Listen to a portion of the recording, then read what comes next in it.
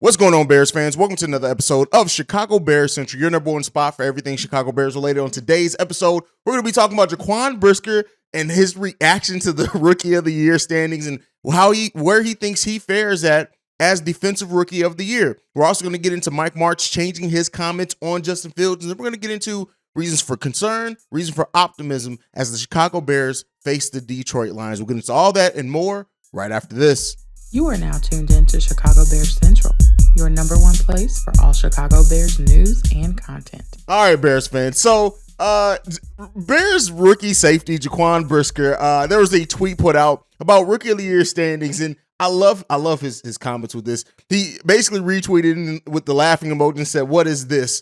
But it opens up and introduces an interesting conversation to have about where does Jaquan Brisker rank as far as one of the defensive rookies of the year, as far as being in that. The Bears have not had a player named as the defensive rookie of the year since Brian Urlacher in 2020. It's been over 20 years since the Bears have had somebody named as a defensive rookie of the year. So I want to talk about it. Where does Jaquan Brisker stack up, and what are his chances a little over halfway through the season of actually winning that award? Well, let's look at it. Through the first 9 weeks of the season, Jaquan Brisker has 43 solo tackles, 3 sacks, an interception, and a fumble recovery.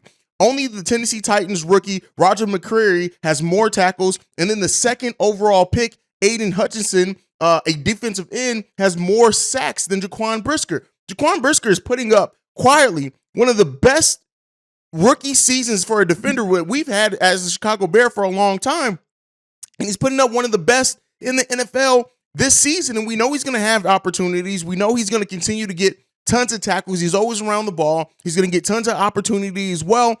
I do think we came into the season asking, could Jaquan Brisker or Kyler Gordon be in consideration for that award? And where I sit right now, Jaquan Brisker absolutely does. While Kyler Gordon has been better as of late, right?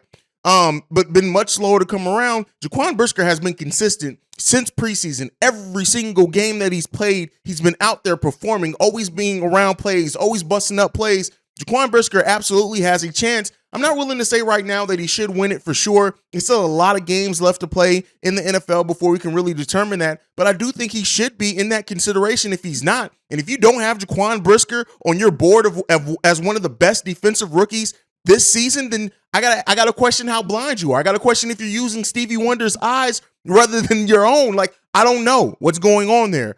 But Jaquan Brisker absolutely deserves to be in that consideration. I honestly think if you don't have him in that consideration, he's going to make you pay for it real soon as he continues to make plays for the Chicago Bears. But Bears fans, I know we're going to be a little bit biased here, but sound off down below. Do you think Jaquan Brisker, as of right now, is the defensive rookie of the year? And if you don't have him as that, who do you have above him? Where do you have him ranked in that list? Please sound off on that one down below. All right, let's move into the next one. You guys know I started off the season throwing a lot of vitriol towards certain people who have made dumbass comments when it comes to my Chicago Bears. One of those people, I almost said player, one of those people was former coach Mike Martz. And, he said after, week 1 that it was one of the worst games he's seen and things like that, but he's completely changed it. He recently said this.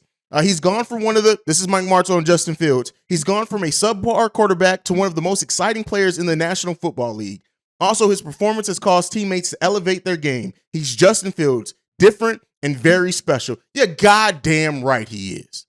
You're goddamn right he is. And the fact, if you're just waking up to this, then, hey, listen, I feel sorry for you because Justin Fields' ascent has been one of the best things in this season so far in the NFL. You look at it, he actually just cracked the power rankings for top 10 quarterbacks in the NFL as well.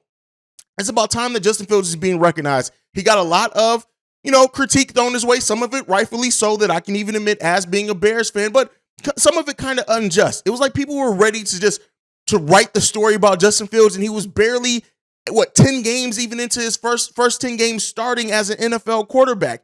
As things has progressed, as he's learned the system better, as he's gotten more comfortable, as he's just grown as a quarterback before our eyes this season, he's proven a lot of these doubters wrong, and I'm glad. You know what? I call them to the carpet when they say stupid shit. I'm also going to mention and talk about it when they acknowledge that, hey, I'm wrong. This kid has turned it around. So, Mike Martz still doesn't get much love around here. I still don't give a damn about him because what he did to my franchise. But at the end of the day, right? At the end of the day, it's good that there's acknowledgement coming from even some of his detractors over his play. And that's what makes it feel better. That's what makes it sustainable. That's what makes it something that just feels good. Because at the end of the day, he's deserving it and earning it by his play on the field. And to Mike Martz's point, he's elevating his teammates. He's elevating his team already, a team that is lacking weapons, a team that needs some help, a team that needs a lot of things, but he's elevating that team. Now imagine what he's going to do when he has more weapons and an offensive line that could guard better for him. All right. So with all that being said, we're going to go ahead and move in to the next thing. As the Chicago Bears get ready to face the Detroit Lions, do I want to go negative here or do I want to go bad? I'm going to go first. The things that the Bears have to look up for that could affect them in this game. The Detroit Lions have a top 10 rushing offense in this league, and we know one of the Achilles heels for the Chicago Bears team has been their rushing defense.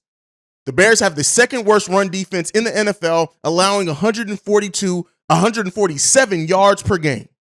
So this is not anything that the Bears can come in and take lightly just because the Lions don't have a lot of wins. They're not an overall good football team, but that running game that the Lions have can completely blow up the Bears defense. And so they have to be prepared. Listen, we've had 2 straight weeks of terrible ass Bears defense, not just bad, terrible defense that couldn't get a stop. That couldn't do well in the last game. The Bears did get stops when we needed them to, and then we just ran into that punt shit. So outside of that, though, the Bears have not looked good in the last few weeks. The Bears can bounce back against a team that's overall not that good, right? Doesn't have a lot of wins. They can get back on track, hopefully, as Matt Eberflus. Has he corrected that defense? Has he used this last week of practice to go into the lab and work on some things that has just been hurting this team overall for the last couple of weeks? You want to stop the bleeding defensively if and when you can, especially considering the fact that we're going to be at home. This is an opportunity for the Bears defense to step up, play a little bit better, right? Play a little bit better, and hopefully not allow that running game to completely blow up this defense. All right, let's get into the next one. The Lions also have a top 10 passing offense in the NFL.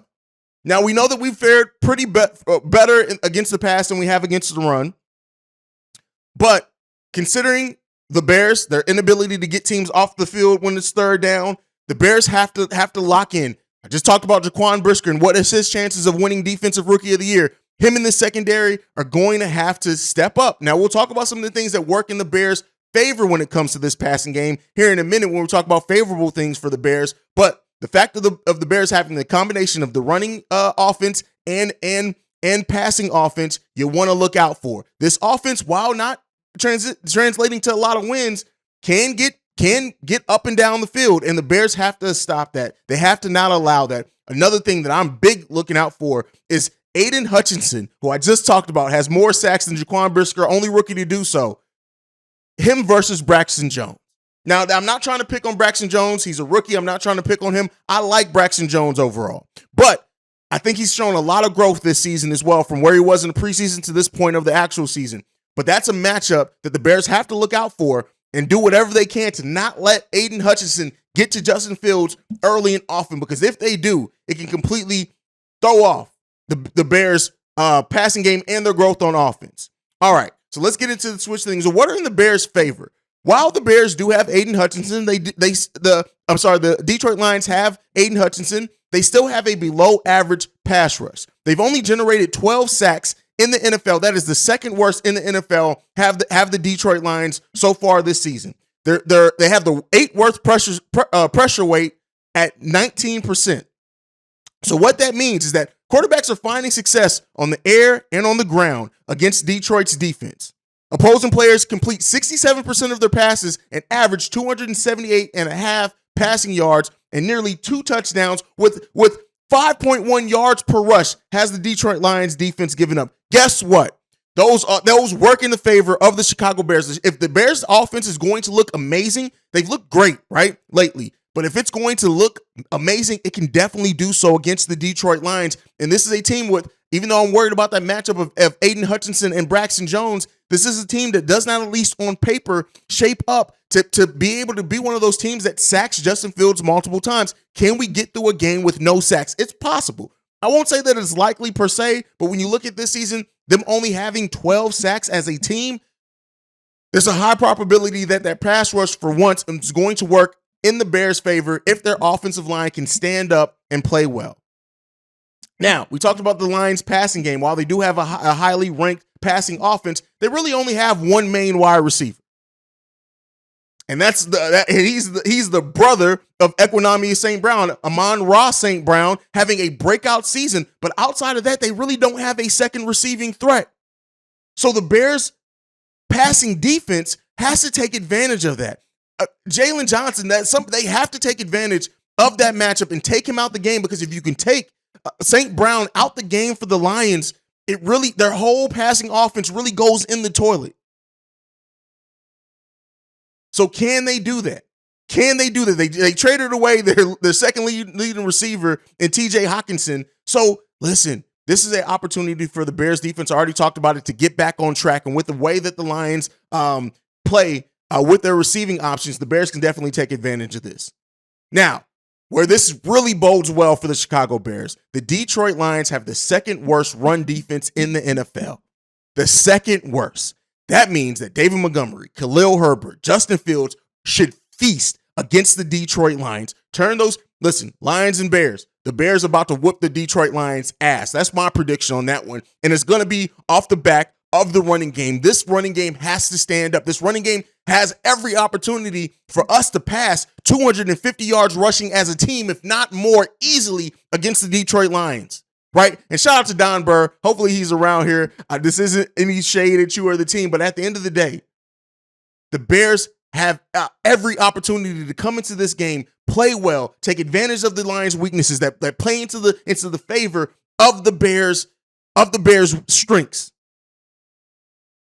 Now, the Detroit Lions are the 12th ranked scoring offense in the NFL, so the Bears' defense is going to have to play well. If the Bears defense can get back to how they've been playing, match the intensity and the play of the offense, we got some things working in our favor against the Detroit Lions, people. We got some big things in our favor. So can the Bears take advantage of those mismatches? Can they take advantage of the things that on the stat sheet they should be able to? If they win those battles, hell, even if they win half of those, this could be a big win for the Chicago Bears, and a win in which your defense and offense look very good out there. Can they do it? You guys can let me know down below on what you guys think. That's my thought. I know I got kind of hot and passionate on that. I love the Bears. Make sure you're following the Chicago Bears podcast, Chicago Bears Central. You can follow us at Chi Bears Central on every social media platform. You can send us any feedback, questions, comments, concerns, ChicagoBearsCentral@gmail.com. Lastly, if you want to leave a text and or voicemail, the number to do so, 773-242-9336. We are the number one spot for everything Chicago Bears related because of you guys. And like I like to end everything on, bear down. Love you guys. Peace, y'all. This has been a presentation of the Break Media.